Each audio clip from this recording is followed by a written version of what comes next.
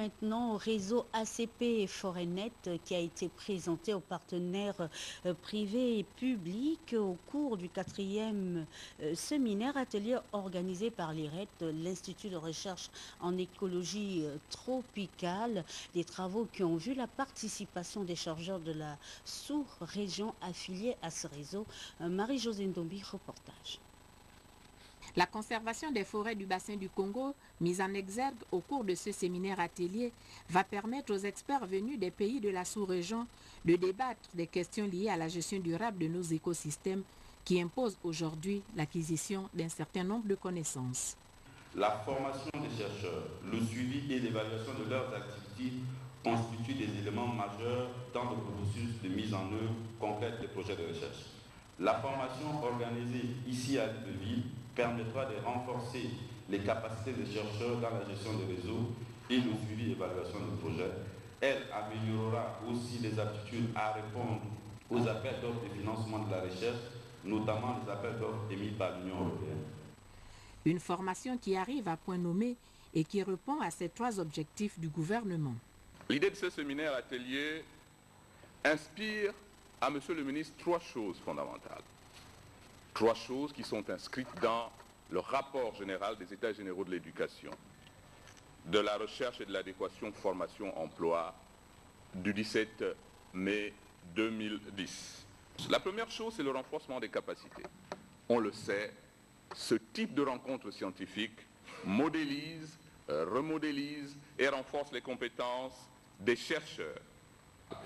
La deuxième chose, c'est le renforcement de la dynamique communautaire. On le sait, depuis pas mal de temps, nos pays se sont engagés vers la construction d'un espace communautaire, un espace économique, social et culturel, je voudrais ajouter scientifique aussi, pour permettre à nos populations de vivre dans une dynamique d'ensemble. La troisième chose, enfin, c'est la fédération des énergies.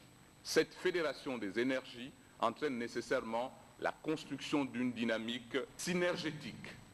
Le réseau ACP Forêt-Net apparaît ici comme un espace privilégié pour la mutualisation des énergies en vue d'une action plus efficace en faveur de la gestion de nos forêts. Et puis, ces communiqués du Parti démocratique gabonais, les délégués fédéraux UJPDG des fédérations A et B convient ce vendredi 29 avril à 15 h à la permanence du parti tous les délégués UJPDG des structures de base des fédérations A et B de bien vouloir assister à la dernière réunion préparative marquant l'arrivée des membres du bureau national de l'UJPDG qui aura lieu ce samedi 30 avril à 15 h au centre social de Ntoum. La présence de tous est de rigueur, aucune absence ne sera tolérée. Nous demandons aux secrétaires de section et des comités de bien vouloir prendre part à cette réunion. Et puis la responsable générale du groupe socio-culturel Kolengang invite toutes les militantes anciennes et nouvelles du dit groupe à assister très nombreuses à la réunion qui se tiendra ce vendredi 29 avril 2011 à 16 h au lieu habituel si à Zin-Ayon chantier moderne. La présence de toutes les militantes est vivement souhaitée.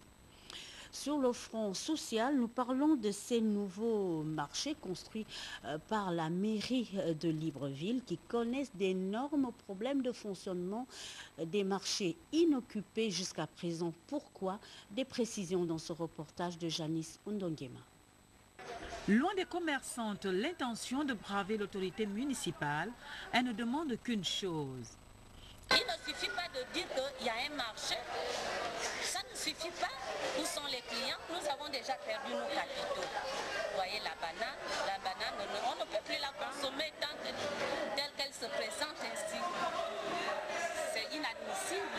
Il y a des kiosques qui vendent la même marchandise que nous, que la mairie a laissé au Carrefour. Et quand ces femmes-là vendent, ils ont presque un peu de tout et les clients ne font que s'arrêter en route. Nous aussi, toute la journée, tu es là, tu n'arrives pas à avoir même un 500 pour prendre le taxi, pour retourner chez toi le soir. Puisque à beau demander à la mairie de faire déplacer aussi ces femmes-là et les faire descendre au marché pour que nous restons au marché, ils ne veulent pas. Donc nous aussi, nous sommes obligés de monter. Quant au marché de Nzengayon, constamment désert, il pose un problème plus difficile à résoudre.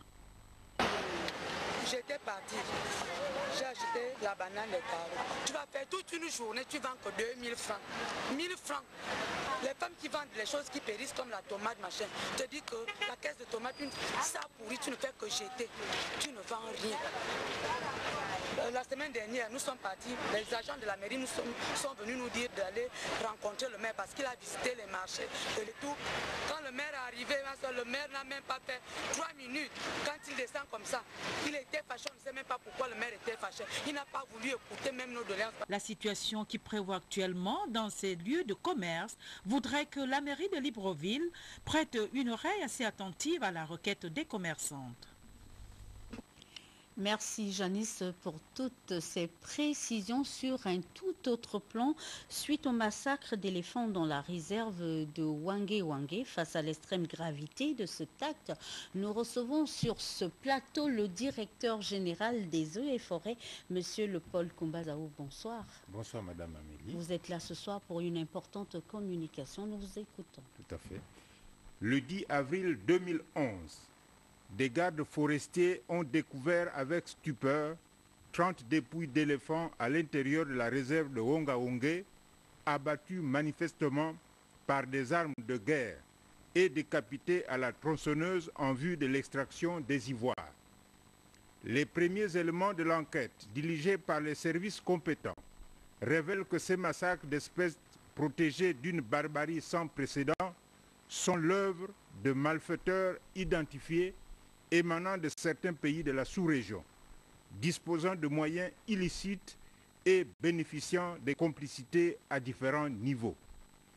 Dans sa séance du 14 avril 2011, le Conseil des ministres a fermement condamné ces actes inqualifiables et invité les États dont les ressortissants sont impliqués sur la nécessité de prendre les mesures particulières pour lutter plus efficacement contre ces actes terroristes dirigés contre la faune gabonaise.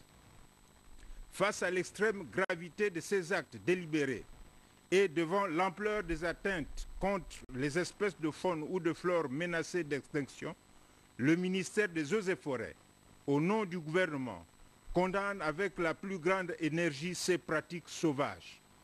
Le ministère rappelle également que, conformément à la réglementation en vigueur et aux engagements internationaux souscrits par le Gabon, l'éléphant est et demeure une espèce intégralement protégée.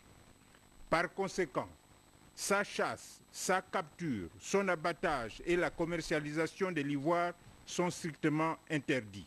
À cet égard, le Code forestier, en son article 279, prévoit des peines d'emprisonnement fermes de 6 mois à 2 ans et des amendes allant jusqu'à 50 millions de francs CFA à l'encontre des auteurs reconnus coupables de braconnage et leurs complices. En cas de récidive ou de fuite, ces sanctions sont portées au double. À cet effet, le ministère tient à souligner que les auteurs des récents massacres d'éléphants sont activement recherchés et seront poursuivis puis sévèrement punis conformément à la loi. Par ailleurs, le gouvernement demande aux autorités déconcentrées de l'État de redoubler de vigilance dans la lutte contre le braconnage.